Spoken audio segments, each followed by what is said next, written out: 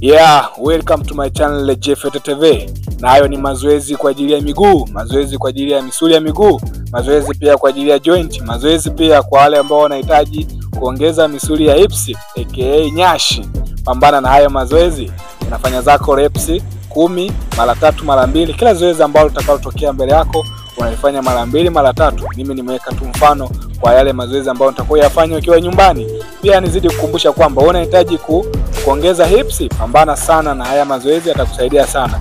Pia zingatia mlo kamili, kula vyakula vyenye protini, kula vyakula vyenye mafuta ya wastani, kwa sababu kila sana vyakula pia vyenye mafuta mengi na kuletea shida. Badala yake sasa mafuta yataenda kukaa kwenye tumbo, mwisho wa siku unakuwa na kitambi. Zingatia pia matunda pia ni muhimu sana. Kula kwa wastani, pia vyakula vyenye wanga navyo pia vitakusaidia sana.